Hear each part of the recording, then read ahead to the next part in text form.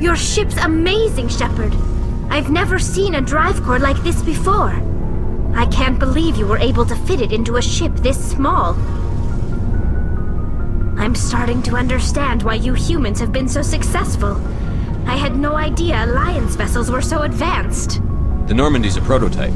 Cutting-edge technology. A month ago, I was patching a makeshift fuel line into a converted tug ship in the flotilla.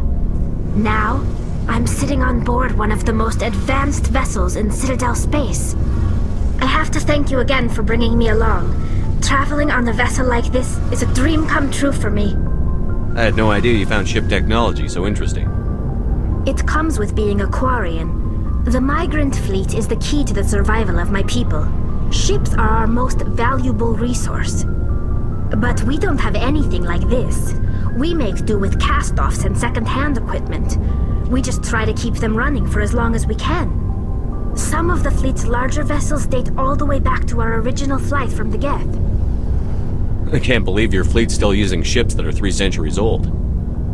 They're constantly being repaired, modified, and refitted. They aren't pretty, but they work. Mostly. We've tried to make ourselves as independent as possible on the flotilla, grow our own food, mine, and process our own fuel.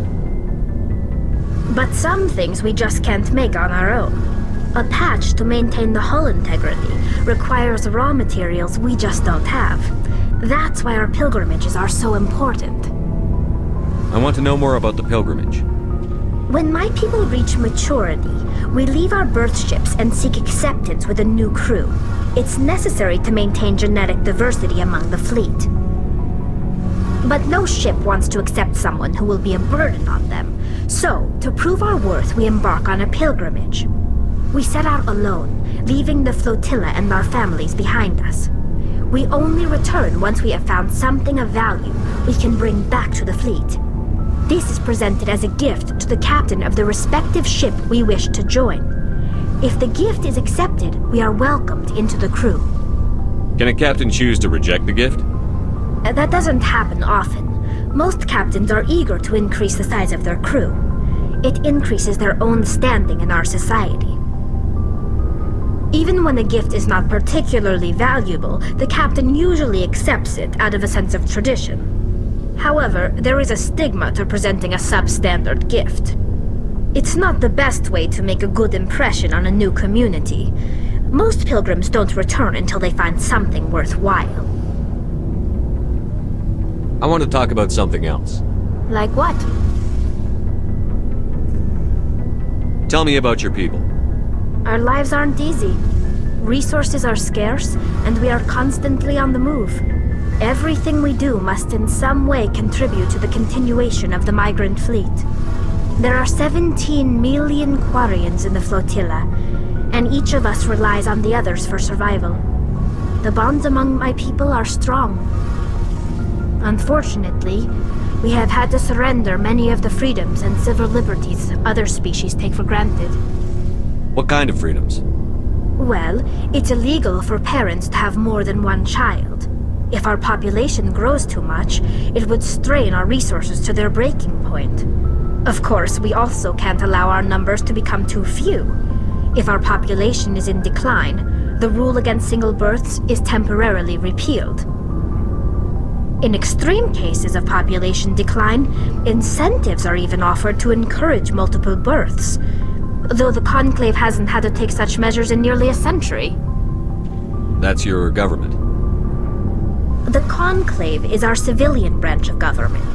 Each ship can elect a representative to serve on the Conclave and make decisions that affect the fleet as a whole. On matters that affect an individual ship, however, the captain has the final say. It's a tradition that dates back to the early days, when the fleet was governed by martial law. Fortunately, most captains nowadays are smart enough to have an elected council from their crew to give them advice and guidance. So the ultimate power rests with elected officials. In practice, the Conclave and the respective council for each ship tend to set the rules that govern our daily lives. But in theory, we are still under military jurisdiction. The 5 top-ranking military officials in the fleet serve on the Admiralty Board. These 5 have the power to overrule any decision by the Conclave in case of emergency. To do so requires unanimous agreement among the Admiralty, and they can only do this once. After that, the entire board must resign their posts. It's a safeguard that served us well. In nearly 3 centuries, the Admiralty Board has only overruled the Conclave 4 times. I want to know more about the geth. I doubt I can tell you anything you don't already know. It's been almost 3 centuries since they drove my people into exile. All I know is the story of their origins. What they were when we created them, and how they turned on us. Interesting. The geth were originally created to serve as an automated manual labor force. Initially, their intelligence was as limited as any VI.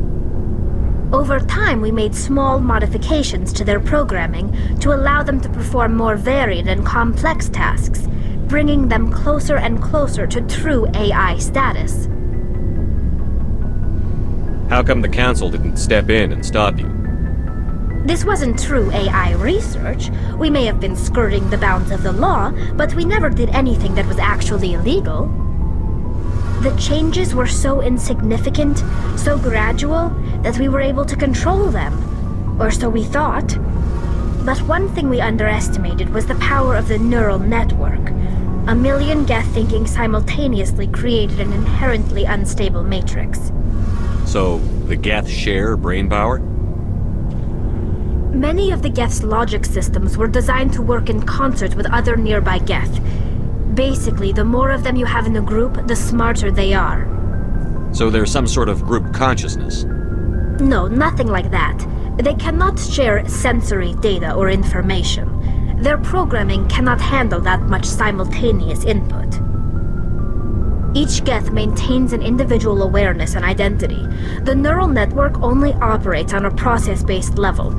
It's basically the synthetic equivalent of a subconscious. But when they're in close proximity, they can coordinate low-level functional processes, freeing up more capacity for original or independent thought. What made them rebel?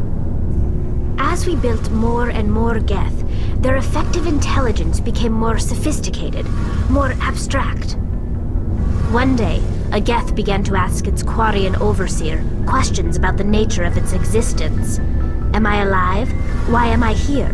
What is my purpose? As you can imagine, this caused a near panic among my people. I don't see what's so bad about those questions.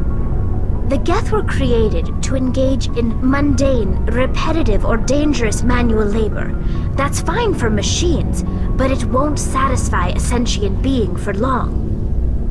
The geth were showing signs of rudimentary self-awareness and independent thought. If the geth were intelligent, then we were essentially using them as slaves. It was inevitable the newly sentient geth would rebel against their situation. We knew they would rise up against us, so we acted first. A general order went out across all Quarian-controlled systems to permanently deactivate all geth. The geth responded to this order violently. You can't blame them for fighting for their survival. We had no other choice. The geth were already on the verge of revolution. By acting quickly, we had a chance to end the war before it began. The hope was that most of the geth would still be little more than machines, incapable of organized resistance. But they had progressed much further than anyone anticipated. The war was long and bloody. Millions upon millions of Quarians died at their hands. In the end, we were forced to flee our own homeworld.